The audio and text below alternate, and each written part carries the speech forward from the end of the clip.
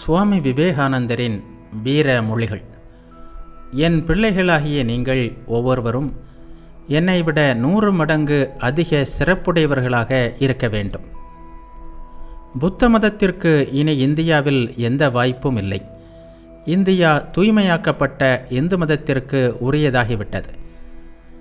விஞ்ஞானத்தில் மேலை நாட்டினர் எவ்வளவுதான் முன்னேறினாலும் தத்துவம், ஆன்மீகம் இவற்றில் அவர்கள் குழந்தைகள்தான். கல்வியால் தன்னம்பிக்கை வருகிறது. தன்னம்பிக்கையின் வலிமையால் உள்ளிருக்கும் ஆன்மா விழித்தெழுகிறது. உண்மை இதுதான். நாம் ஒரு பொறியில் சிக்கிக் கொண்டுள்ளோம். எவ்வளவு சீக்கிரம் வெளியேறுகிறோமோ அந்த அளவிற்கு நல்லது. நான் தனியாக வேலை செய்யவில்லை. இறைவன் எப்போதும் என்னுடன் உள்ளார். இல்லாவிட்டால் நான் என்ன சாதித்துவிட முடியும்? கருணையே வடிவான எங்கும் நிறைந்த இறைவன் ஒருவர் இருப்பாரானால் அவரை நேரே காண இந்து விரும்புகிறான். சமயம் என்பது வெறும் நம்பிக்கை அல்ல. இறைவனை உணர்ந்து இறைவனாகவே ஆகுதல்தான் இந்து சமயம். தான் ஓர் ஆன்மா என்பதை இந்து நம்புகிறான். ஆன்மாவை வாள் வெட்ட முடியாது, நெருப்பு எரிக்க முடியாது. சிங்கங்களே, வீறு கொண்டு எழுங்கள். நீங்கள் செம்மறி ஆடுகள் அல்ல. நீங்கள் அழியாத ஆன்மாக்கள். உங்களை பாவிகள் என்று அழைக்க இந்து மறுக்கிறான். நாம் ஆண்டவனின் குழந்தைகள். மூட நம்பிக்கை மனிதனின் பெரும் பகையாகும். ஆனால் மதவெறி அதைவிட மோசமானது. உருவ வழிபாட்டினர் என்று கூறப்படுபவர்களில் பலர் ஒழுக்கத்திலும் ஆன்மீகத்திலும் பக்தியிலும் ஈடு இணையற்று விளங்குகிறார்கள். முகமதியர்கள் இந்தியாவிற்கு வருவதற்கு முன்பு வரை மத படுகொலைகள் பற்றி இந்துக்களுக்கு தெரியாது. இந்துக்கள் வாழ்வதால் இந்திய நாடு ஒன்றில்தான் சமய சம்பந்தமான படுகொலைகள் நடக்கவில்லை. இந்து என்ற கர்வம் மிக்கவர்களுள் நான் ஒருவன். என் கர்வம் எனது பாரம்பரியத்தின் பெருமைக்காகவே ஆகும். இந்து சமயம்தான் நமது தேசிய பண்பு. இதை யாரும் அசைக்க முடியாது. சிதறி கிடக்கின்ற ஆன்மீக சக்திகளை ஒருங்கிணைப்பதன் மூலம் மட்டுமே இந்தியாவில் தேசிய ஒருமைப்பாட்டை கொண்டு வர முடியும். நாம் வளர வளர பாடம் கற்கிறோம். அந்தோ முழுவதும் கற்றபின் அரங்கத்தை விட்டு அப்புறப்படுத்தப்பட்டு விடுகிறோம். இதுதான் மாயை. உலகம் நமது ஆன்மாவை தொட முடியாது. உடல் கிழிபட்டு இரத்தம் வடிந்தாலும் உனது மனதின் அடியாளத்தில் அமைதியை நீ அனுபவிக்கலாம். துன்பம் என்பது யாரையும் நெருங்கக்கூடாது என்று மனமாற விரும்புகிறேன். ஆனால் துன்பம்தான் நம்மை அகத்திற்குள் அழைத்து செல்கிறது. இதயத்தை துயரம் வாட்டும்போது, நம்பிக்கை முற்றிலும் நம்மை விட்டு அகலும் நிலை வரும்போது அகத்தே உள்ள பிரம்மஜோதி ஒளிர்கிறது. எதை கொடுத்தாவது வாழ்க்கையில் நாம் பெற வேண்டியது ஒன்றே ஒன்றுதான். அதுதான் அன்பு. எல்லையற்று விரிந்த கடல் போல் ஆழமான அன்பு. வாழ்க்கை என்பது துக்கம். துக்கத்தை தவிர வேறில்லை என்பதே நான் கற்றுக்கொண்ட பெரிய பாடம். மனிதனை தெய்வமாக கருதுவது மிக கடினம். ஆனால் முயற்சி செய்தால் நிச்சயமாக வெற்றி கிடைக்கும். என்னுடன் சேர்ந்து வேலை செய்ய விரும்பாதவனுக்கு நான் கூறுவது இதுதான். நண்பா, நீ உன் வழியில் போய்விடு. என் வழியில் குறுக்கிடாதே. ஓர் அடி கிடைத்தால் இரட்டிப்பு கோபத்துடன் 10 அடி திருப்பி அடிக்க வேண்டும். அப்படி செய்தால் மட்டுமே அவன் ஓர் ஆண்மகன். யார் தன்னில் மட்டும் ஆனந்தம் காண்கிறானோ, தன்னுள்ளேயே ஆசைகளின் நிறைவை காண்கிறானோ அவன்தான் பாடங்களை கற்றவன். இந்த உலகம் ஒரு கனவுலகம். இங்கே ஒருவன் இன்பத்தை அனுபவிக்கிறானா துன்பத்தை அனுபவிக்கிறானா என்பது பொருட்டே அல்ல. இரண்டும் கனவுகள். பற்று வைப்பது, பற்றை விடுவது இரண்டும் பூரணமாக வளர்க்கப்பட்டால் அவை மனிதனை உயர்ந்தவனாக, மகிழ்ச்சி நிறைந்தவனாக ஆக்கும்.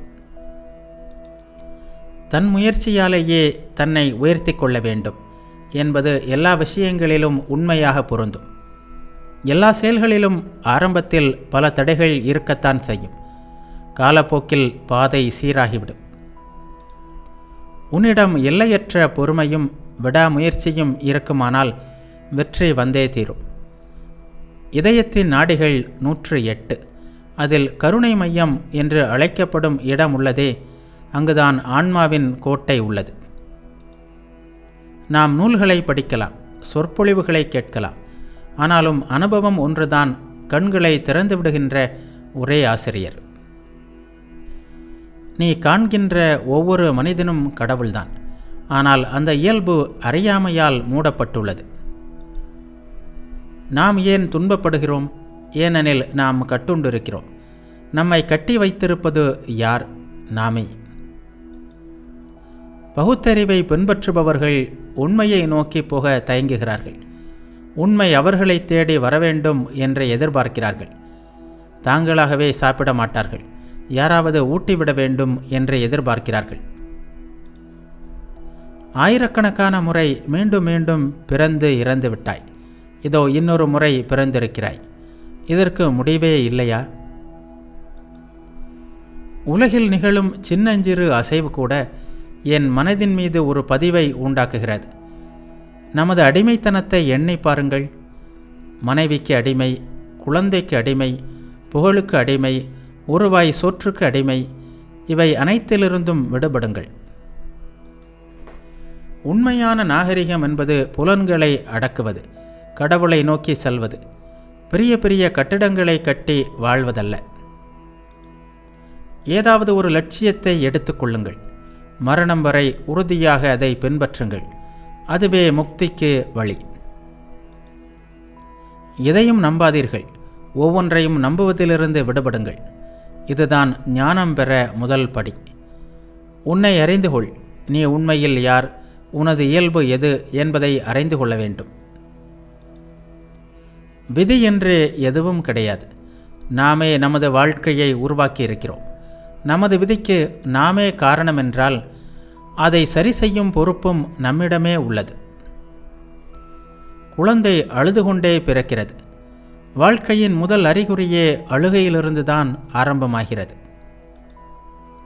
ஆசைகள் இருந்து அவற்றை நிறைவேற்றும் வழி கிடைக்காமல் போகும்போதுதான் துன்பம் உண்டாகிறது. எனது துன்பங்களுக்கு நானே காரணம். உபநிடதத்தில் உள்ள அத்வைதம்தான் அனைவருக்கும் ஏற்ற ஒரே மதம். அதில் அனைவருக்கும் உரிய இடம் உள்ளது. தேவர்கள், மனிதன், பூமி, சூரியன் எல்லாம் மாறுகின்றன, அழிகின்றன. இறைவன் மட்டுமே மாறாதவர், அழியாதவர். மாற்றமே இல்லாத ஒருவர் கடவுள்தான். நாம் அவரை நெருங்க நெருங்க நாமும் மாறுவது குறையும். இயற்கை நம்மை கட்டுப்படுத்தாது. நெருப்பு தணலை தலையில் வைத்தால் அதை கீழே தள்ளிவிட எப்படி போராடுகிறோம்? முக்தி பெற அப்படி போராட வேண்டும். உலகில் உள்ள எல்லா நூல்களையும் நாம் படித்தாலும் ஆன்மீகம், கடவுள் பற்றியெல்லாம் கடுகளவும் புரிந்து கொள்ள முடியாது. அறிவு நிறைந்த ஆனால் இதய உணர்ச்சியற்றவன் உள்ளுணர்வு பெறவே முடியாது. வெளி உணர்வின் கருவி அறிவு, உள்ளுணர்வின் கருவி இதயம். சரியான முறையில் பழகினால் இதயத்தை, உணர்ச்சியை, அறிவை கடந்து செல்லும் உயர்ந்த கருவியாக்கி உள்ளுணர்வாக மாற்றிவிடலாம். இதயம் தூய்மையான உடனேயே பிரபஞ்சத்தில் உள்ள எல்லா உண்மைகளும் உன் உள்ளத்தில் வெளிப்படும். மரியாதையுடனும் பக்தியுடனும் நாம் அந்த உண்மையை அணுக வேண்டும். அப்போது உண்மை எது, பொய் எது என்பதை நாம் இதயமே காட்டிவிடும். இறைவன் என்ற ஒரே பொது மையத்திலிருந்து தோன்றியவர்களே நாம் அனைவரும். முடிவில் எல்லா உயிரும் இறைவனை அடைந்துதான் ஆக வேண்டும். மனிதன் தனது முயற்சியிலிருந்து 1000 முறை வழுக்கி விழலாம். ஆனால் தானே கடவுள் என்பதை அவன் இறுதியில் உணரவே செய்வான். மிகச்சிறிய புழு கூட என்றாவது ஒரு நாள் புலன்களை கடந்து சென்று இறைவனை அடையும். எந்த உயிரும் தோல்வியடைவதில்லை. ஒவ்வொரு ஆன்மாவும் வட்டப்பாதை வழியேதான் நகர்கிறது. எப்பொழுதாவது இந்த வட்டத்தை ஒவ்வொன்றும் முடித்தே தீர வேண்டும். இறைவன் இருப்பதற்கு அத்தாட்சி என்ன? நேரடி காட்சிதான். இறைவனை 10,000 பேர் நேரடியாக கண்டிருக்கிறார்கள். நாம் பார்த்தவை, கேட்டவை, பழகியவை இவற்றை நினைத்து பார்ப்பதிலேயே நம் வாழ்வின் பெரும்பகுதி களைந்து விடுகிறது. எல்லையற்ற பேரின்பம் நம் கைக்கு எட்டும் தூரத்தில் இருக்கிறது என்பதை அறிந்த ஒருவன் அதை அடையாமல் சும்மா இருப்பானா? நமது துன்பங்கள் அனைத்தும் நாமே ஆக்கிக் கொண்டது. இதுதான் இயற்கை. எத்தனை முறை ஏமாற்றப்பட்டாலும் இன்பம் கிடைக்கும் என்றே நம்புகிறோம். அந்த நம்பிக்கையில் அதை தேடி அலைகிறோம். அதிக பணம் உள்ளவனுக்கு அதை அனுபவிக்க குழந்தை இல்லை. ஏழைக்கு அதிக குழந்தை உள்ளது, ஆனால் அனுபவிக்க பணம் இல்லை. துன்பத்தை நாம் நாட விரும்புவதில்லை. அதேபோல் இன்பத்தையும் நாடி செல்லக்கூடாது. ஒன்றை நாடி சென்றால் இன்னொன்று தானே வரும். மக்களில் பெரும்பாலானவர்கள் வளர்ச்சி பெறாத மூளை உடையவர்களே. லட்சத்தில் ஒருவருக்குத்தான் மூளை வளர்ச்சி அடைந்துள்ளது. இறைவன் எங்கே இருக்கிறார்? உங்கள் சொந்த மையத்தை நீங்கள் அணுக அணுக இறைவனை படிப்படியாக நெருங்குவீர்கள். அறிவு வளர்ச்சிக்கு நாம் செலவிட்ட சக்தியை மக்களை தூயவர்களாக்குவதற்காக செலவிட்டிருந்தால் உலகம் இப்படி இருந்திருக்காது. பணம் இல்லாவிட்டாலும் ஏழைகள் புதிய தேவைகளை நிறைவேற்ற ஓடுகிறார்கள். முடிவில் அந்த போராட்டத்திலேயே மடிந்து போகிறார்கள். அறிவு வளர்ச்சியால் உலகில் நடந்துள்ள நன்மை என்ன? சிலர் பலரை அடிமையாக்கி அவர்களின் உழைப்பை உறிஞ்சி வாழ்கின்றனர். உண்மையில் உலகில் உள்ள துன்பங்களை குறைக்க இதய பயிற்சியால் தான் முடியுமே தவிர அறிவு வளர்ச்சியால் முடியாது. தொலைநோக்கிகள் கண்டுபிடிக்கப்படாத காலத்தில் பிரபஞ்ச ரகசியத்தை நம் முன்னோர்கள் எதன் மூலம் கண்டார்கள்? தூய இதயத்தின் மூலம். நீ போதுமான அளவு தூயவனாக இருந்தால் பிரபஞ்சத்தின் உண்மைகள் அனைத்தும் உன் இதயத்தில் வெளிப்படும். பிறருக்கு நன்மை செய்ய வேண்டும் என்ற இதயம் சொன்னால் அதை பின்பற்றுங்கள். அறிவு அதை எதிர்த்தாலும் அதை கேட்காதீர்கள். உலக அறிவு எதுவும் இல்லாவிட்டாலும் நீங்கள் தூயவராக இருந்தால் இறைவனை அடையலாம். அறிவு மிகுந்த தூய்மையற்றவனால் முடியாது. அறிவில்லாத ஆனால் இரக்கமுள்ள மனிதன் ஒருபோதும் கொடியவனாக இருக்க மாட்டான். அறிவு நிறைந்த இரக்கமற்ற ஒருவன் கொடியவனாகலாம். அறிவு பயிற்சிக்கு மட்டும் இடம் கொடுத்து இதய உணர்ச்சிகள் விரிய இடம் கொடுக்காதது தற்கால கல்வி முறையின் தீமைகளுள் ஒன்று. எல்லா அறிவும் நமக்குள்ளேயே இருக்கின்றன. எல்லாம் ஏற்கனவே ஆன்மாவில் உள்ளன. ஆனால் அறியாமையால் மூடப்பட்டுள்ளது. ஒருவாய் சோற்றுக்கும் மூச்சு காற்றுக்கும் உடைகளுக்கும் பெயர் புகழுக்கும் நாடு மொழி என மனிதன் அடிமைப்பட்டு கிடக்கிறான். சமுதாயத்தில் பிரபலமான ஒருவன் எதை செய்கிறானோ அதையே பலர் செய்கிறார்கள். சுயமாக சிந்திப்பதில்லை. மக்களில் அதிகம் பேர் ஆட்டு மந்தைகளே. முதலில் போகும் ஆடு குழியில் விழுந்தால் பின்னால் வரும் ஆடுகளும் குழியில் விழும். எல்லா இன்பங்களும் பழையவையாகிவிட்டன. மனிதன் புது புது இன்பங்களை நாடி ஓடுகிறான். அதற்காக முட்டாள்தனமானவற்றை படைக்கிறான். இந்த உலகத்து செல்வந்தர்கள் பல பேர் பழைய இன்பங்களில் நிறைவின்றி புது புது இன்பங்களை தேடி ஓடுகிறார்கள்.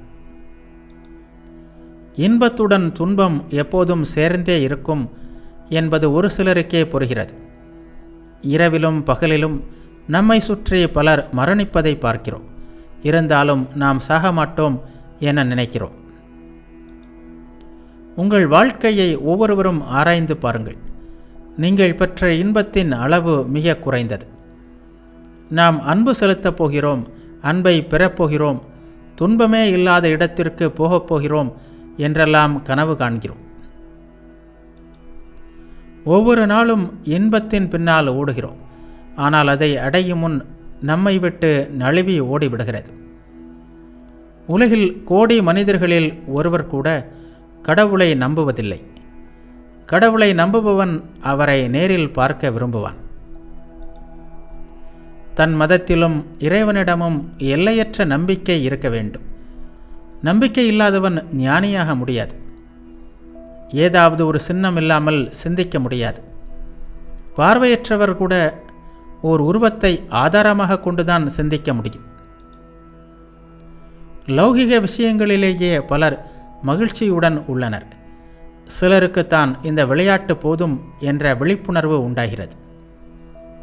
இயற்கையிலிருந்து சுதந்திரம் பெறுவதற்காக நாம் எல்லோரும் தெரிந்தோ தெரியாமலோ போராடி கொண்டிருக்கிறோம். பிரபஞ்சத்தில் முதலில் ஒரு சமநிலை இருந்தது. அது கலைந்துவிட்டது. எல்லா அணுக்களும் சமநிலையை திரும்பப் பெறவே போராடி கொண்டிருக்கின்றன. நாம் எந்த பிரம்மத்திலிருந்து வெளிப்பட்டோமோ அந்த பிரம்மத்தை அடைவதற்கான முயற்சிதான் வாழ்க்கையின் பெரிய போராட்டம்.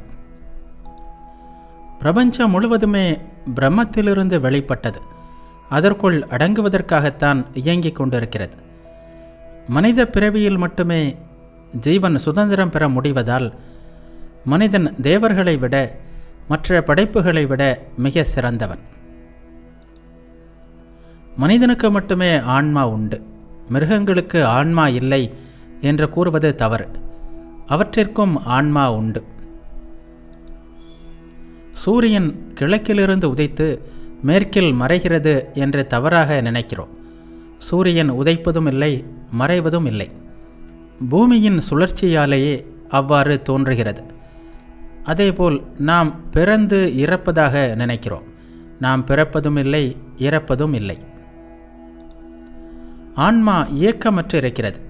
இயற்கைதான் இயங்குகிறது. இயற்கையின் இயக்கத்தை தனது இயக்கமாக மனிதன் தவறாக நினைக்கிறான். இதை ஆன்மா உணர்ந்ததும் சுதந்திரம் கிடைக்கிறது. மரணத்திற்கு பிறகு ஒரு மனிதன் போகும் இடத்திற்கு வழிகாட்டுவது அவனது இந்த பிறவி மற்றும் முற்பிறவிகளில் செய்த பாவ புண்ணியங்களின் பலன்களை, சம்ஸ்காரங்களின் கூட்டு பலனை. ஆன்மாவுக்கு பிறப்போ இறப்போ இல்லை. இயற்கைதான் ஆன்மாவின் முன்னால் இயங்கிக் கொண்டிருக்கிறது. நாம் இந்த உலகத்தை விட்டு வெளியே போகும்போது இந்த உலகத்தில் செய்த செயல்களின் கூட்டு பலனை எடுத்து செல்கிறோம். இந்த உலகில் நாம் செய்யும் செயல்களே நமது அடுத்த பிறவியை நிர்ணயிக்கின்றன. சுதந்திரம் பெற்ற ஆன்மா இறைத்தன்மையை அடைகிறது. விரும்பினால் பல உடல்களையும் மனங்களையும் அதனால் படைத்து கொள்ள முடியும். உடலிலிருந்தும் மனதிலிருந்தும் சுதந்திரம் கிடைத்ததும் தான் எங்கும் நிறைந்திருப்பதை ஆன்மா உணரும். ஒருவன் இறந்த பின் பிராணன் வேறொரு இடத்திற்கு சென்று புதிய பொருட்களிலிருந்து புதிய உடலை உருவாக்கிக் கொள்கிறது. மனம் அழிந்து தூள் தூளாக சிதறி சம்ஸ்காரங்களையும் விட்டு வைக்காமல் அழிக்கும்போது நாம் சுதந்திரர்களாகி விடுகிறோம். பிராணன் என்று சொல்லப்படும் சக்திகள் ஒன்று சேர்ந்து உடலையும் மனத்தையும் உருவாக்குகின்றன. ஒரு மனிதன் இறந்த பிறகு அவனது சம்ஸ்காரங்கள் அழிவதில்லை. அவை அந்த கரணம் அல்லது மனதுடன் சேர்ந்திருக்கிறது. இதுவே ஆவி உடல் அல்லது சூட்சும உடலாகிறது.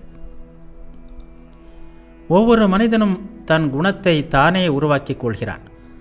அவன் தன் மனதாலும் உடலாலும் செய்த செயலின் பலனே குணம்.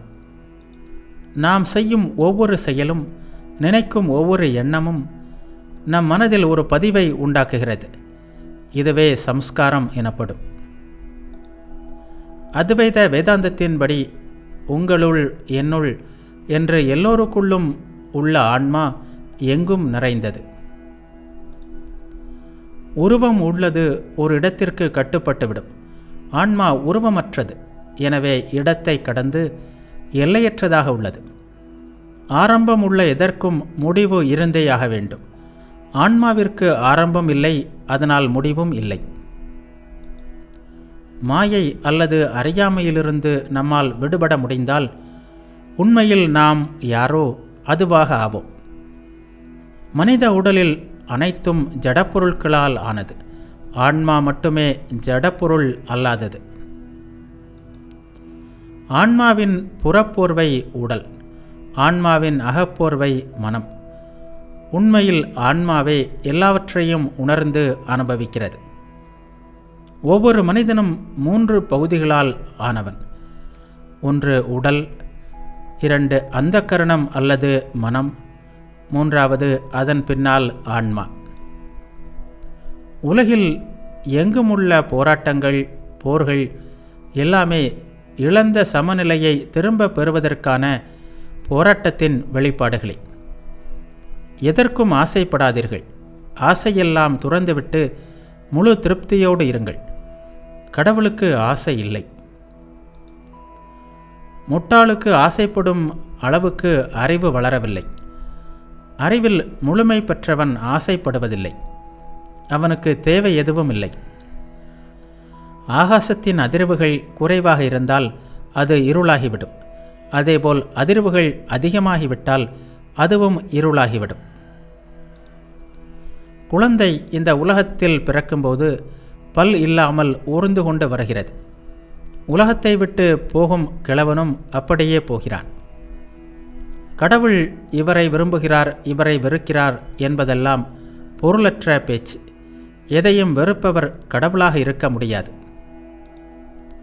கடவுள் எதையும் விரும்ப முடியாது. விரும்பினால் அவர் கடவுளாக இருக்க முடியாது.